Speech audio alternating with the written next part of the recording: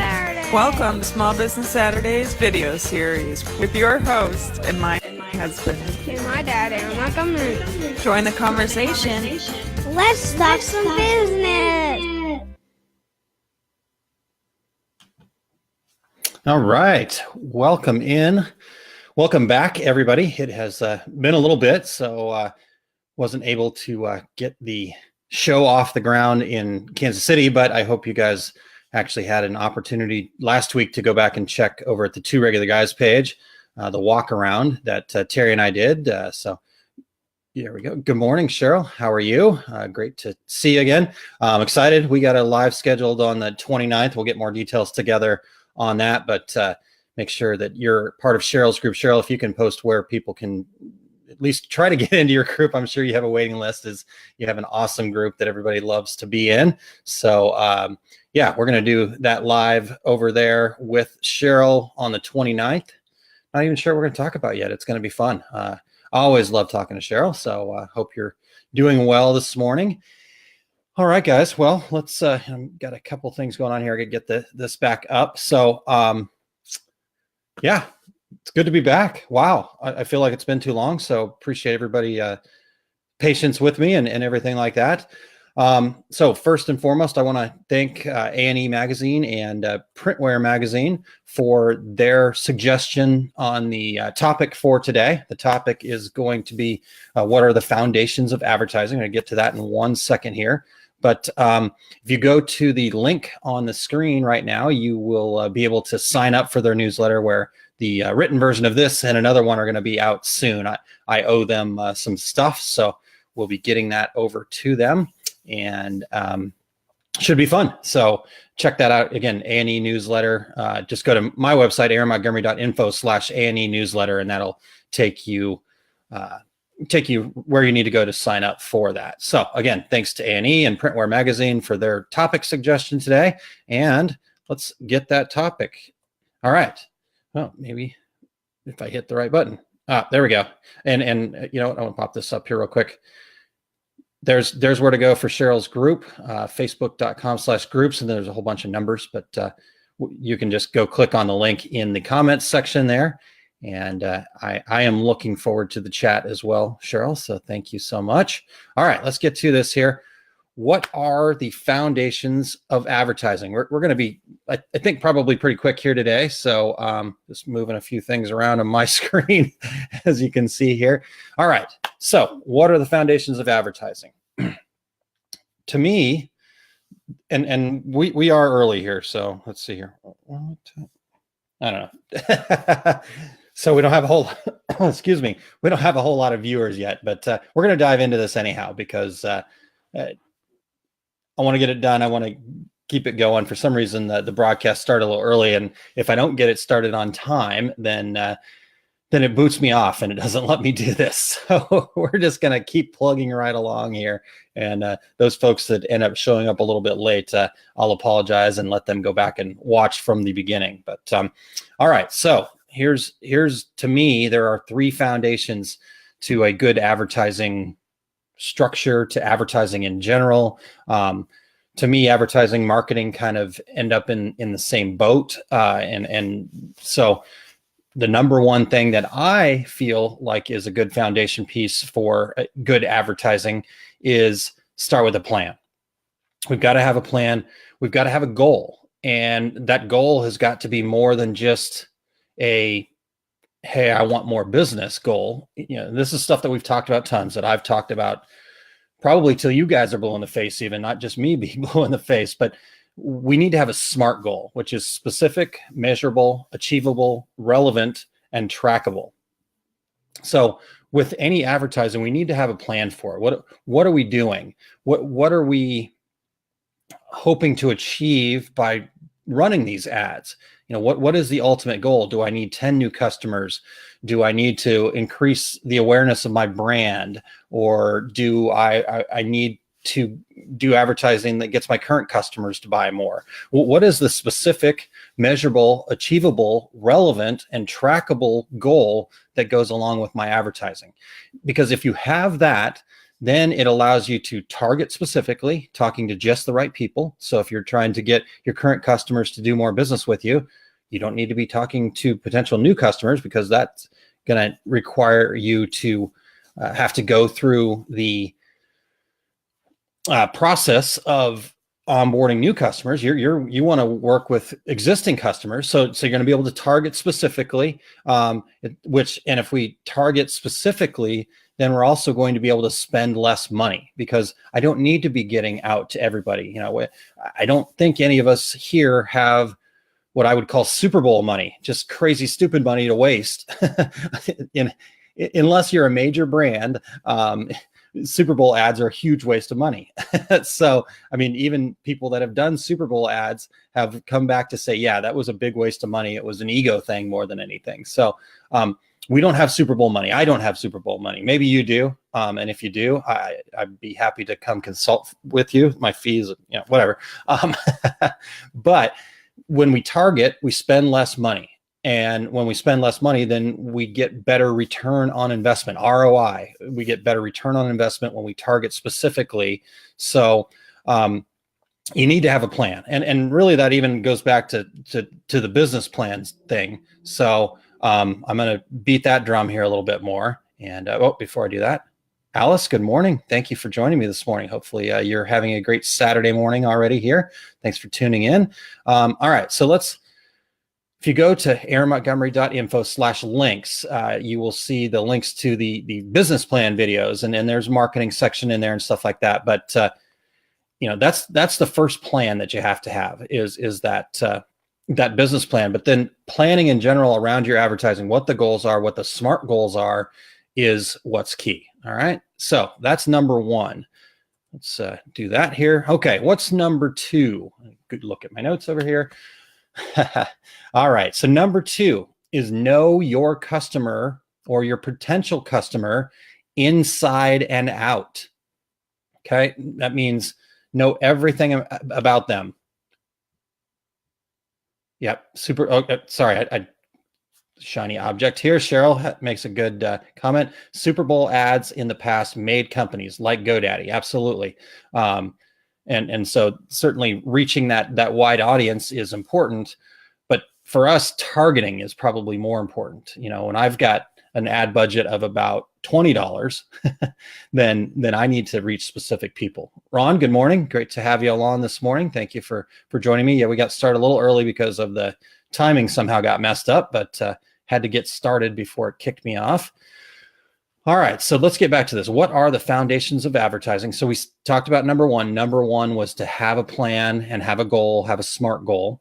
All right. Number two, in my mind, is know your customer inside and out, meaning very specifically know where they are, know what their problem is, know how they like to be spoken to. What do they like? Emails? Do they like phone calls? Do they like to walk into your shop? Do all of these things. Know them as, let me think about the best way to say this. Know them as specifically as, know them like you'd want to know a spouse or a best friend.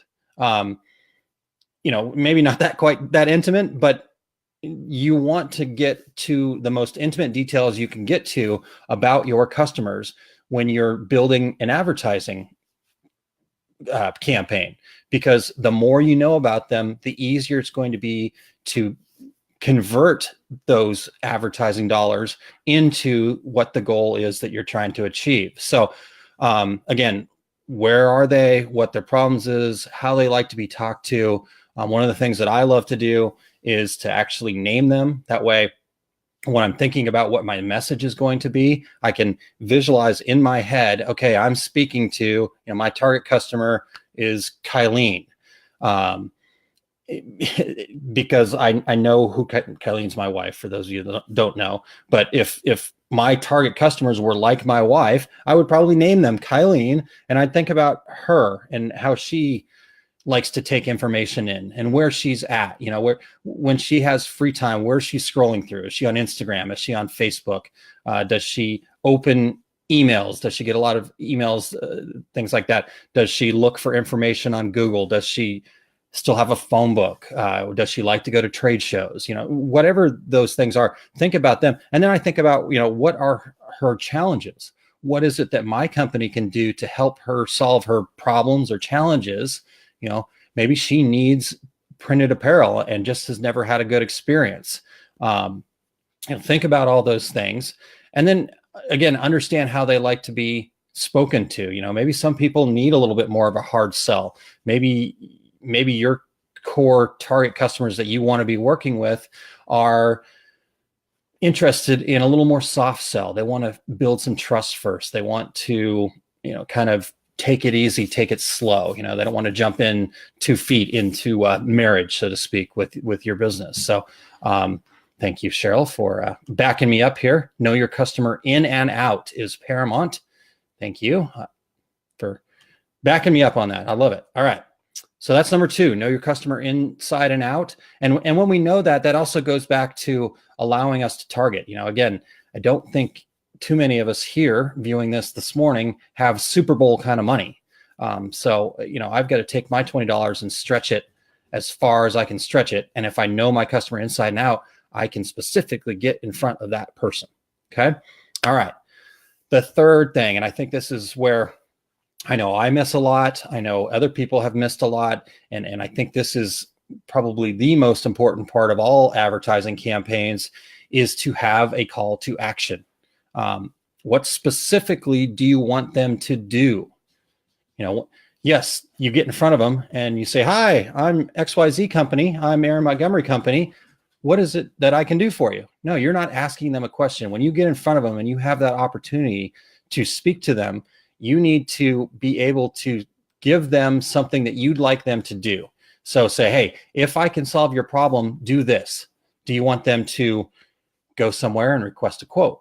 Do you want them to buy something? Do you want them to give you a phone call? Do you want them to reach out to you on Facebook Messenger? Do you want them to show up at your business? Do you want them to show up at an event? What is that call to action? What are you asking them to do once you get their attention? Once you have that call to action figured out, that call to action to me, oh, I like it, Ron. Sorry, again, shiny objects. This is me. Ron says attract versus attack. I like it. So you want to attract customers instead of attacking customers and making them feel like you're coming in hot. I love it. That's good stuff. Okay. So once we've decided what that call, I know what that call to action is. I've said, "Hey, I want you to, I'd like you, excuse me, let me rephrase that. I would like you to come to my website, click on this link here to request a quote to see how awesome we are to do business with." So I've got my call to action figured out. Now, what we want to do is, depending on the format, it's going to vary slightly, but depending on the format of what your advertising is, but ideally, I'd like to present my call to action to them 3 times. In 3 places. So, and the reason for that is we're going to catch different groups of people if we do it 3 times. Now, again, some advertising methods, maybe a Facebook ad, it's going to be a little tough to get 3 times, but you can do this. An email blast would be a great example of a way that you can do this 3 times. Or maybe if you're doing a television ad, or maybe if you're doing a radio ad, you give them that call to action 3 times. And here's what you do. You give them the call to action at the very beginning, right off the start. You kind of hook them real quick, and then just immediately after, you give them that call to action, and that's going to satisfy those folks that just want to jump, want to just go. The people that are impulse want to be the first in line. These are the people that go and stand in line for the new iPhone. Those kinds of folks. So you want to get them right away, because they don't need all of the rest of the details. They say, "Yep, I'm interested. Let's go check it out. I'm going to just dive right in." Okay, so that's the first time. Second time is sometime in the middle. In the middle of your advertisement, you want to, again, give them that call to action, give them that reminder and say, "Hey, I know you were interested at the beginning. We gave you some quick bullet points to kind of give you a little more details about what the offer is. Now, here's your opportunity to dive right in and do the thing that I'm asking you to do." So that satisfies that group of people that, yeah, I'm pretty interested. I want to be part of things.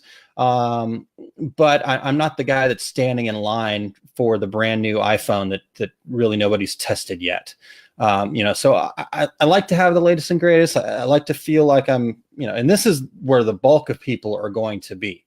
All right. So the middle one is probably the most important one because, again, on the bell curve of people, that's probably where we're going to find most of those folks.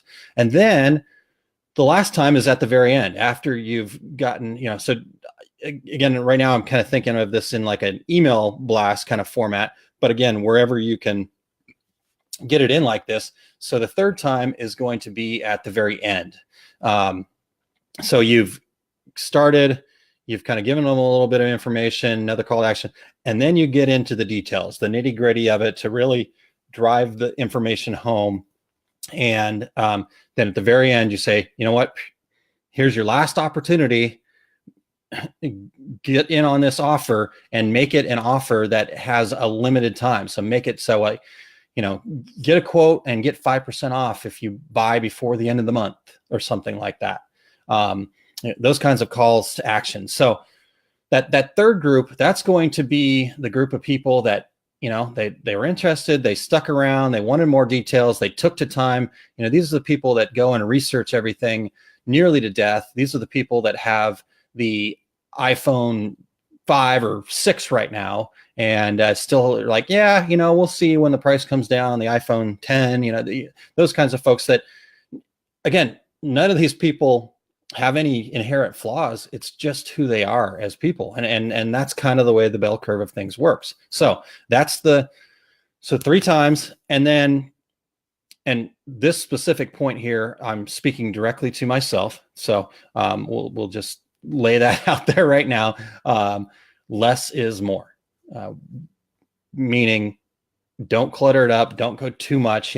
Yes, you want to go offer kind of some bullet points, kind of some details, but don't overdo it. Don't put them to sleep. Okay. So that's Aaron, don't put them to sleep. So with that being said, less is more. There we go. And I think this works for all advertising, print, live, digital, social, all of it.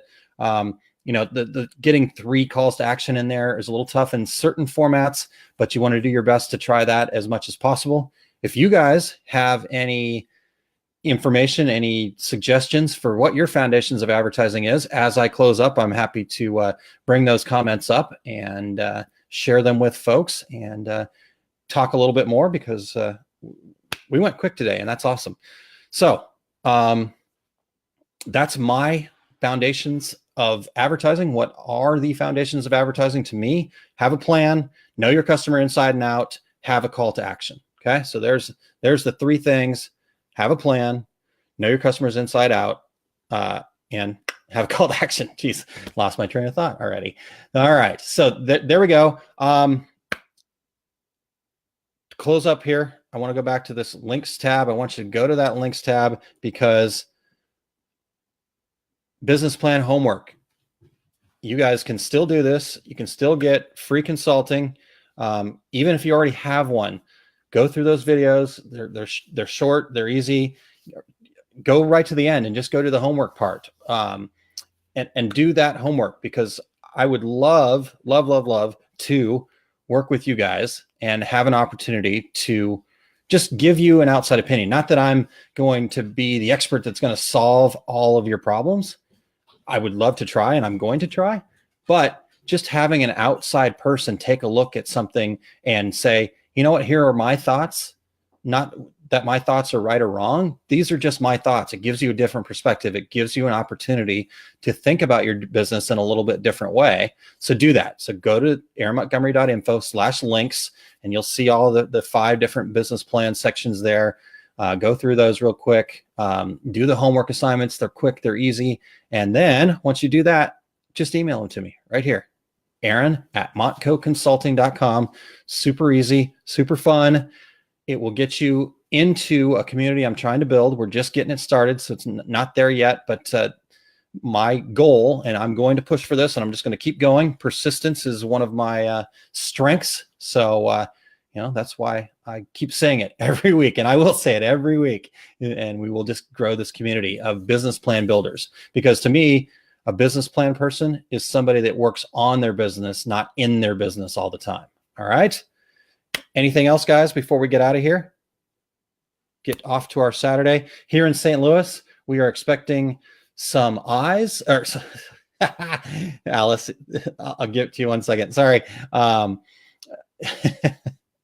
Here in St. Louis, we are expecting some snow, ice, maybe is what I was trying to say. Some snow later tonight. So I may be stuck in my basement for a while. So I'm ready. Send me that email. Okay. Julia says, I would love an outside look. I'll check it out. Thanks. Excellent, Julia. I would be honored to take a look. Alice, a fresh set of eyes never hurts. Absolutely. I 100% agree with that. I love getting feedback on the stuff that I'm working on, and I love the feedback you guys provide me from week to week. So this is great. Cheryl says it's snowing there. Yes. When's this winter going to be over? It feels like it's gone on forever. Will is here in St. Louis. Snow, yes. It hasn't come yet. I don't know, Will, are we supposed to get a lot? I keep hearing that like 3 to 5 inches. Was supposed to come at like midnight tonight, but now I'm hearing like early tomorrow morning. Anyhow, good stuff. Thank you guys so much. Love having you. Next week, I will be talking about customer-centric versus company-centric metrics. This is a section out of a seminar I recently gave at the DAX Kansas City show. I will be giving at the DAX Minnesota show. And I thought a lot of people really enjoyed it at the seminar. So I wanted to kind of break that piece out and share it with you guys. So maybe go in a little deeper than I was able to do in the time we had. Should be a lot of fun and hopefully good information. Again, looking at things from a customer's perspective to make your business more customer-centric, I think is hugely important. And a lot of times we get stuck in the metrics that are company-centric. In fact, Ron, if you're still listening, I'm super excited to have you jump in on that, because you always have such a unique and wonderful perspective about working for your customers and how that turns into profitability. So anything else, guys? All right. Have a great rest of your Saturday, and we will talk to you next week.